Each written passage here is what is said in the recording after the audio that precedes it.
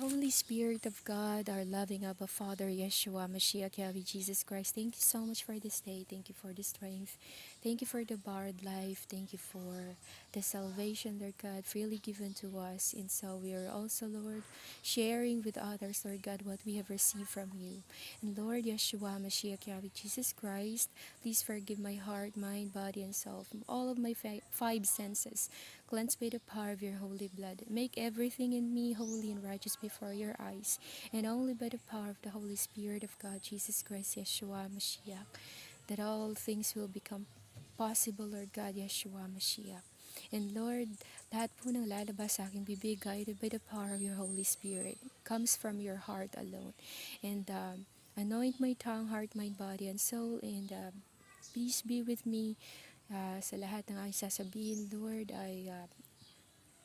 it should be galing sa iyo, Lord God Jesus Christ, Yeshua Mashiach, hindi po, Lord God, na makamundo na salita, kundi heavenly words, Lord God Jesus Christ. And Lord, you have given us the power to tread on serpents and scorpions. And therefore, Lord God, pinaparalyze ko lahat ng kapangyarihan ng kaaway ngayon, Lord God Jesus Christ. So all forms of the works of darkness are paralyzed in the name of the blood of Yeshua, Mashiach, Yahweh, Jesus Christ. At I throw them all back to hell, Lord God Jesus Christ. And we are covered by the power of your holy blood, surrounds us with the bolts of lighting of your power. At kung sino man pong gusto ninyong iligtas, Lord God, o i-save, o i-magnet ang mga tenga at puso, Lord God, sa mensahe na to, ay ka na po bahala humipo, Lord. And to you alone, Lord, be the glory and the honor, power, and might, and victory, and success in this Bible study. The message, Lord, samahan niyo nawa ito ng yung banal na Espiritu, Yeshua, Mashiach, Yahweh, Jesus Christ, Holy Spirit of God. Amen. Hallelujah. Magandang araw po sa inyong lahat. At ito po ang pag-uusapan natin ngayon. Itong mensahe na ito ay galing po mismo sa banal na Espiritu na Lord Yeshua Mashiach Yahweh Jesus Christ, or galing mismo kay Lord Jesus Christ Yeshua Mashiach. So lahat po ng ibabahagi ko sa inyo ay wala pong akin ito, kundi lahat po ito ay galing kay Lord Jesus Christ Yeshua Mashiach. So ang title po ng pag-uusapan natin ngayon ay Keep Your Flame Burning. Wag mong hayaan na mamatay po yung lampara natin, o di kaya yung holy fire natin sa Panginoon Jesus Christ, or letting our relationship be cold. Ganun po. So, wag po hayaan na maging ganun po yung sitwasyon natin. Dahil sa panahon po ngayon, in the last days, it would be very difficult para sa isang tao na babackslide tas makabalik sa Diyos. So it's better na continue kahit na nangihina pero hindi naman manlalamig. So it's very normal po na makakaramdam tayo ng panghihina dahil we are in the flesh. At isa lamang po tayong tao. Pero wag po hayaan na manlamig. As in mamatay na po sa spiritual. So, this message nga po, sabi ko, galing po kay Lord Jesus Christ, Yeshua HaMashiach, glory to God. And imagine po ninyo, if there were no street lights and the moon had been far hidden behind the clouds, how dark then would it be? Diba? Gaano po ba gaano kadilim, no? Pag halimbawa, walang kuryente sa bahay, diba? Pag hindi ka makakakilos, hindi ka makakagawa ng kung anong kailangan mong gawin, at ibang-iba yung pakiramdam mo if you are in the darkness. Parang hindi mo makikita yung dadaanan mo, no, yung mismo sa loob ng bahay mo kung wala talagang solar na ilaw, o walang-wala, or kahit cellphone, wala kang ganun. So, total darkness inside of the house. So, ganun din po kapag halimbawa, tayo po ay walang banal na espiritu. So, wala pong magliliwanag sa buhay po o sa bahay po. Bahay o templo po ng Panginoon Jesus Christ, Yeshua HaMashiach.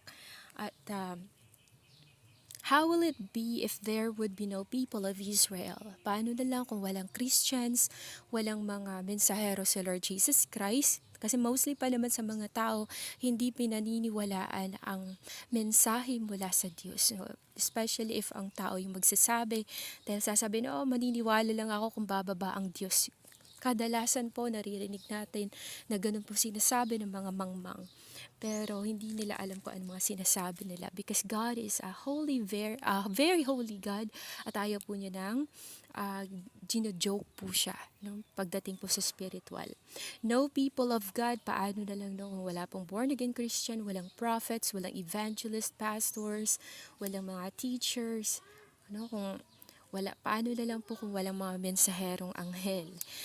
So, that had told for centuries the stories about God and that had tried to live for centuries as God wants it para din po magiging good example para sa iba. Kaya nga po sinasabi na you are the light of the world, the city set on a hill cannot be hidden.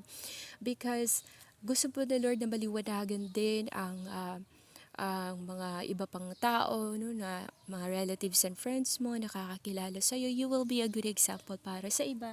And the Lord will gladly use you for His glory and honor. Kapag may Holy Spirit po kasing isang tao, malalaman po yan sa pananalita, sa behavior, sa kanilang ginagawa araw-araw, even sa expression po ng kanilang mukha. So makikita po yan. No, sa aura pa lang po, mararamdaman na makikita na ng tao, mabigat siya sa pakiramdam, or kahit yung presence pala, no, makikita na kung mabigat ba siya sa pakiramdam, o magaan ba, or, diba? At alam natin na ang presence ng banal na espiritu ay very gentle. It's very gentle, guys. And how would it be if the Son of God, Yeshua HaMashiach, Jesus Christ, had not been born? Then He wouldn't be able to tell us how good God is. And He could also not say that God wants you also, or wants us also. No? Kung wala po si Lord Jesus Christ na nagliliwanag po sa mundo, nagbibigay liwanag sa mundo because talagang total darkness na ang mundo, guys, before the Lord Jesus Christ came. Ibig sabihin po nun, grabe na po yung kasamaan at madilim na po yung mundo. Kaya dumating po yung ilaw sa John 3 verse 16 to 21 para po mailawan yung mundo at kung sino pong makikinig kay Lord Jesus Christ ay ma-enlighten po at malalaman yung katotohanan. Because God, sabi nga niya sa John 14 verse 6, na He is the way, the truth, and the life. Siya po si Lord Jesus Christ, Yeshua HaMashiach. At yun nga po, napaka-bless po ng mga tao na tumanggap kay Lord Jesus Christ. And we must not stop evangelizing or sharing with others. Kung ano po natatanggap natin na light, we must share it with others. And that is the holy word of God, the truth about the truth, because the truth shall set the others free who are in bondages po. Yung mga nasa darkness pa, no, ma-enlighten po sila at madala po sila sa liwanag. Kaya nga sinasabi po sa salita ng Lord, focus to the Lord, ibig sabihin focus toward the light, ano? Focus po. Kasi yun nga, 'di ba, yung salita ng Lord is the lamp of our feet. Sa nilalakaran natin para makikita natin yung dinadaanan po din po natin. So verily without the light it becomes dark on the earth. That dark, katulad po na nangyari sa 5 virgin po na naghihintay, 10 virgin na naghihintay, pero yung 5 is stupid virgins. Yung 5 po ay natutulog sila. So it was for these 5 stupid girls, they had not really waited for the Lord. It was too dark around them because they are doing all the pleasures in this earthly life. Ano, mga ginagawa po nila dito sa makamundo, lahat ng parties pinupuntahan, no? Party goer ka, pero yun nga, Christian ka, pero party goer ka. Christian ka, but chismosa ka. Christian ka, but naninira ka ng kapwa. Christian ka, but the way ka mag-behave is like an unbelievers. So, sinabi po ni Lord Jesus Christ na ang punishment po ng mga Christian na mapupunta sa impyerno ay sobra pa po sa punishment ng unbelievers. So, we must wait for the Lord, the King of Kings, Yeshua HaMashiach, Yahweh Jesus Christ. Often, no, kahit may ginagawa ka, you must also acknowledge the Lord Jesus Christ, death on the cross, no, remembering the Lord Jesus Christ. Not only during Christmas, guys, because Actually, December 25 ay gawa-gawa lang naman yan. Hindi naman talaga gawa ni Lord Jesus. Hindi naman talaga totoong birthday ni Lord Jesus Christ. So as far as the Lord Jesus Christ reveal tungkol po sa kamatayan at sa nung ipinanganak po siya, ang araw po at date ay Friday the 13th. Pero hindi po sa lahat ng buwan ng Friday the 13th ay araw po yan ng Lord Jesus Christ. No? So hindi lang po talaga na-reveal ni Lord Jesus Christ exactly, no, para yun nga, para ma-curious ang tao at mauhaw sa katotohanan. Bakit nga ba hindi lahat nakasulat sa Bible? Para ang mga tao daw po ay hahanapin nila kung ano pa yung kulang, kung ano pa yung mga hindi pa nakalagay sa Bible, no? Yun, kasi hindi lahat nakalagay. Kasi nga, kung lahat nakasulat, hindi po ganun laki ang Bible, guys. Mas mabigat. Imagine po, no, na ilang years na po tayo ngayon. Simula nung um, simula sa time ni Adam and Eve. So, hindi po lahat talaga nakasulat. And para din po hingin kay Lord Jesus Christ, yun yung sinasabi na seek the Lord's face, no? Para kung gusto mo talaga malaman, because everything is in the Lord's hand. Lahat po ng kasagutan o gusto nating sagot sa mga katanungan po natin ay kay Lord Jesus Christ lamang natin malalaman po. So, sa tulad nga din po ng John 3 verse 16, diba? Yung sinabi ko po kanina, na naparito yung ilaw. Pero mas gustong-gusto ng mga tao yung darkness kasi nagtatago sila sa darkness and doing sinful na mga bagay. Kaya no, hindi nila pinapakinggan ang salita ng Lord whenever may mga street nag-evangelize sa yun nga, street evangelism, hindi sila nakikinig, makikita mo pa yung expression ng mukha nila na hindi nila gusto yung mga naririnig nila. Because they love more the darkness rather than the light. So it means, kung kaawaan sila ng Lord Jesus Christ, ay maliligtas po sila. Pero kapag hindi po sila kaawaan, hindi po sila maliligtas. Because it's all by the grace and power of the Holy Spirit of God that a man or woman will be saved.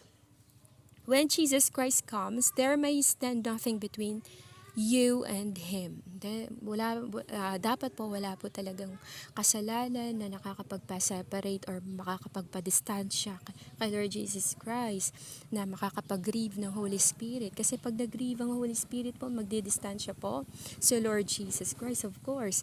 Let nothing stand po, no?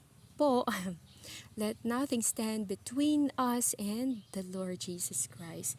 No matter how the enemy tried to hinder or stop the works of God, guys, still they couldn't, because it is the powerful Spirit hovering the earth that is invincible. The Spirit of the Lord God of heaven and earth.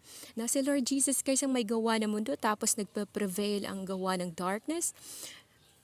Parang malaking insulto yun, guys. Parang ganun. So, kahit gaano pa gusto tayo idaw ng kaaway, kahit gaano ka determinado sila na gawin tayong manlalamig kay Lord Jesus Christ, pero kay Lord ang victory natin, guys, no? Napagtagumpayan na the Lord Jesus Christ ang lahat. So all we need to do is just to overcome and trust the Lord Jesus Christ from our hearts. No matter how tried the enemy to soar high, still they are brought low by the power of the Holy Spirit of God, Jesus Christ, Yeshua Mashiach. So yun nga po, as the light of the world, a city set on a hill cannot be hidden, we must be a good example para sa ating pamilya, sa ating mga kaibigan, kakilala, relatives, mga ganun po. We must be a good example sa conduct po natin sa ating ginagawa araw-araw. Katulad lang din po ng, yun nga po, paghihintay.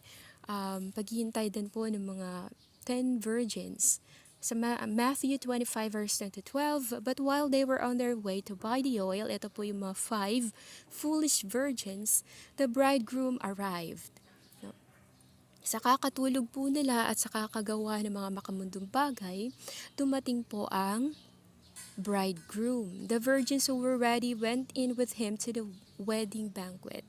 So ito po yung dahil gising po yung wise virgins, and so sila po ay nakapasok kasama si Lord Jesus Christ. Dinala po sila, nag-rapture po.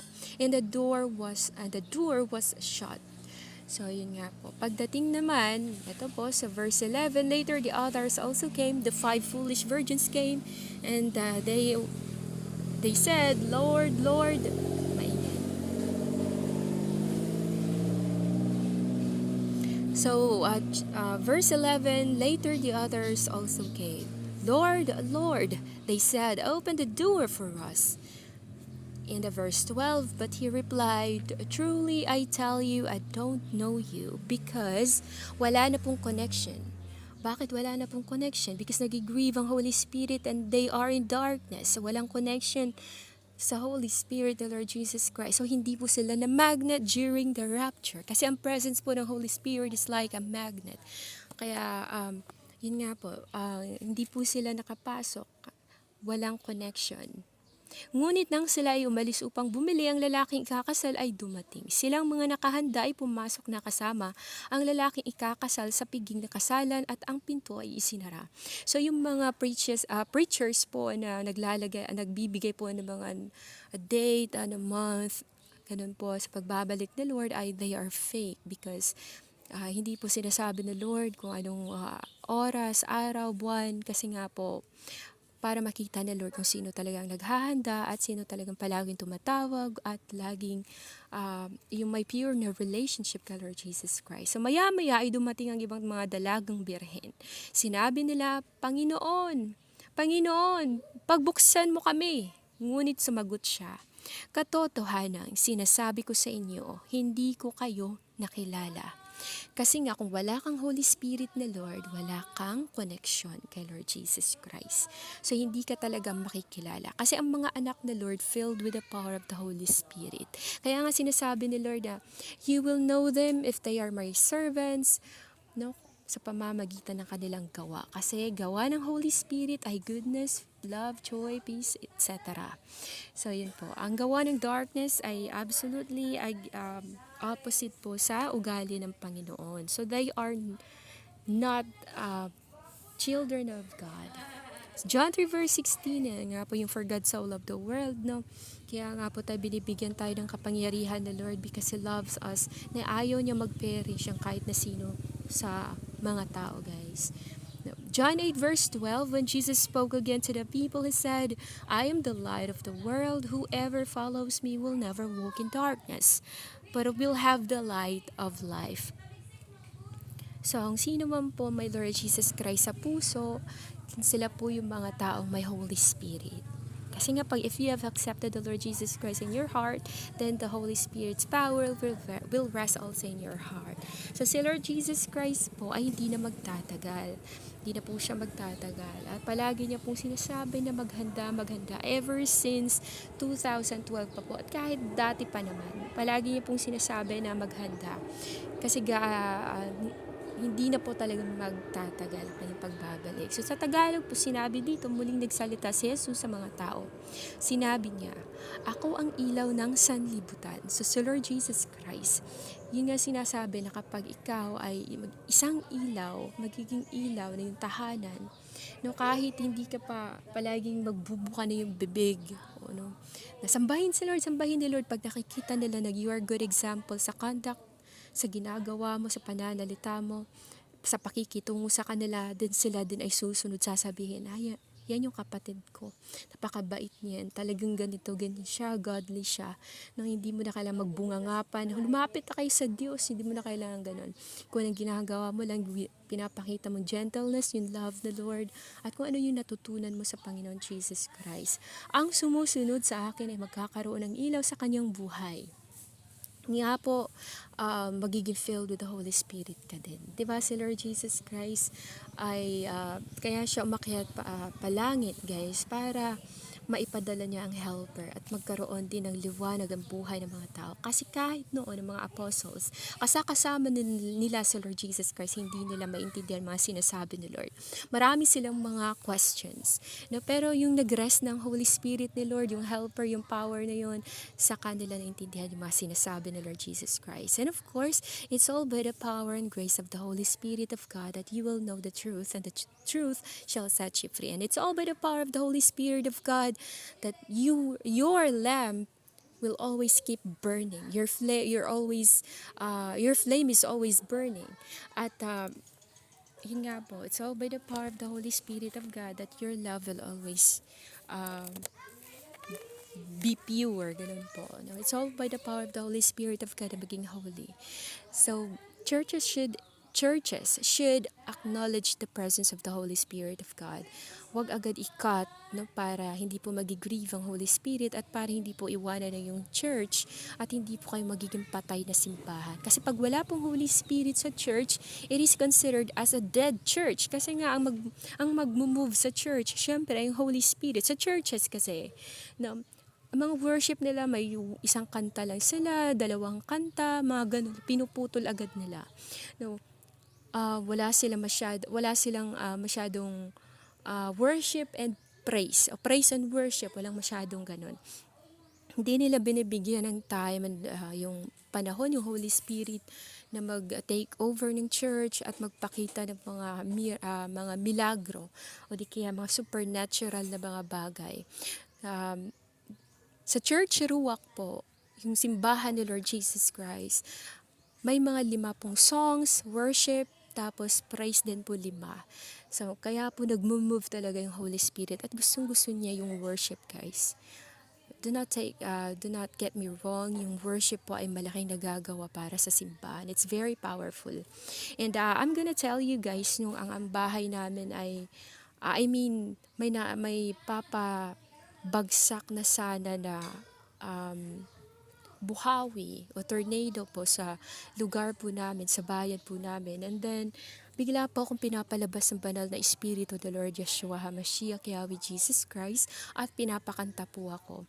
Hindi ko po alam na may nagfo-form na po pala na buhawi doon sa barangay po namin. At yung nangyari po, nakalimang kanta po ata ako noon. After kong kumanta, sumayaw pa ako. Sabi ko, Lord, baka sabihin ng mga tao makakakita sa akin na baliw na ako. No? Pero it's for the Lord Jesus Christ and it doesn't matter kung anong sasabihin, kung anong opinion ng iba. And after that, guys, nakita ko talaga yung clouds, yung dark clouds, nagmo-move doon sa yung lugar kung saan nagpo-form yung buhawi. And then, tinatanong ko si Lord, para talagang kinamay yung pag-move ng clouds. Tinatanong ko si Lord, hiningi ko yung ibang tubig o yung ulan, o pinapabalik ko yung dark clouds. Sabi ko, Lord, pwede mo bang ibalik yung dark clouds o yung paulanan yung tanim namin? Kasi, I haven't watered the plant yet. Gumagano ako kay Lord Jesus Christ. Hindi pa ako dilig ng halaman noon o yung mga bulaklak namin. Alam niyo ba guys, after ko sinabi yung bumalik talaga, parang kinamay lang, ang bilis talaga, tas bumuhos yung malakas na ulan. And then, doon ko nalaman guys, yung sa pamangkin ko pagka-uwi niya, sabi niya, ate, alam mo ba, yung buhawi nagfo-form na doon sa sa may lower na part sa barangay namin. Tapos sabi niya, bigla daw nawala. So imagine, if nagland yung buhawi na yun, naglandfall yung buhawi na yun sa lugar namin, possibly madaming mamamatay, madaming bahay masisira. Madami nga namatay doon sa Amerika eh. So dito pa kaya sa Pilipinas. So sa barangay namin na maliliit na yung bahay, no. May mga maliliit yung bahay, hindi ganoon ka strong yung foundation ng bahay. At yun nga. So this time po, kailangan na po natin mag-evangelize because the Lord is coming. And lahat po na nakatanggap ng light or yung kamatuuran, sana sasabihin ko, tumanggap po ng katotohanan, ay dapat din po ibahagi yun natatanggap po natin. Huwag po tayong selfish, huwag po tayong secret agent, huwag po tayong tumahimik lang dahil Kapag may Lord Jesus Christ ka na, may power ka na po na mag-share ng salita ng Lord, no? Kasi nga natanggap mo yung libre, kaya ibibigay mo din na libre. Kaya yung iba, wag na po kayo mag-donation kapag after po ninyo mag-preach, kasi po nagkakasala kayo at paparusahan kayo lalo ni Lord Jesus Christ. Yeshua HaMashiach, darating din ang panahon po na parusahan kayo. Wala pong bayad ang salita ni Lord Jesus Christ. Freely you receive, so freely give. Wag niyo pong wag po kayong mamigay ng mga sobre-sobre dahil parang binibili na po, parang binabayaran na po ng mga nakikinig yung salita ng Lord Jesus Christ.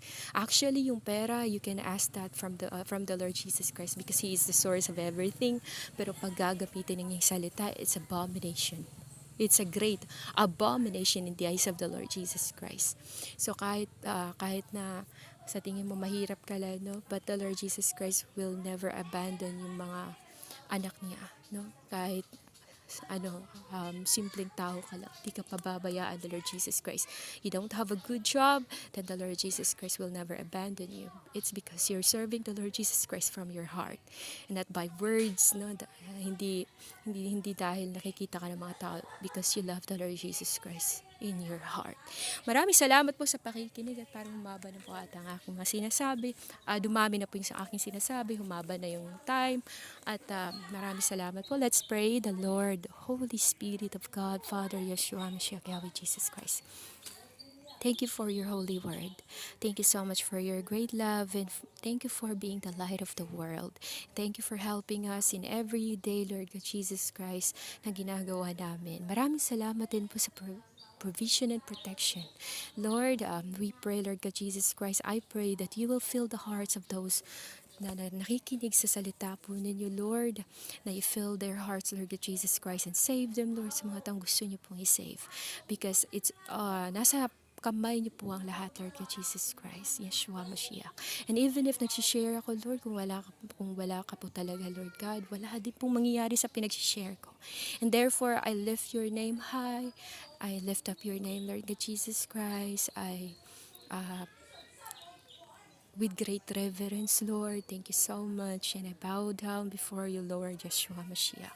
And sa lahat ng may mga karamdaman ngayon, pagalingin niyo po sana sila, hipuin niyo po sila, Lord God Jesus Christ. And Lord, ikaw na po bahala magpaintindi kung may mga bagay pa akong nasabi na hindi po na maintindihan ng mga nakikinig. Ikaw po, Lord God, ang magpapaliwanag. There is power, there is miraculous power in the holy blood of the Holy Spirit of God, Yeshua Mashiach, that surrounds us and protect us every day. Ang banal na dugo ni Yeshua HaMashiach, Yahweh Jesus Christ, ay may kapangyarihan sa pagbalot at pagprotekta sa akin, sa lahat ng mga nakikinig din. At maraming salamat, Lord God Jesus Christ, sa pagkawasak sa lahat ng mga gawa ng Diablo, Lord God, mga witchcraft, lahat ng gawa ng Diablo, Lord God, Yeshua HaMashiach, mga fake dreams, mawasak sa banal na dugo ni Yeshua HaMashiach, Yahweh Jesus Christ. And lahat ng victory, honor, power, and might, Lord, ay binabalik ko sa iyo, Lord God Jesus Christ, ang lahat. Kalakasan, lahat ng salita, Lord God, Yeshua Mashiach. Aking boses, tinataas po kita sa aking puso't isipan. Tinataas kita sa buhay lang lahat ng mga nakikinig sa Bible study na to, Lord. And to you alone, Lord God, be the glory and honor. Yeshua Mashiach, Yahweh Jesus Christ, Holy Spirit of God. Amen. Hallelujah.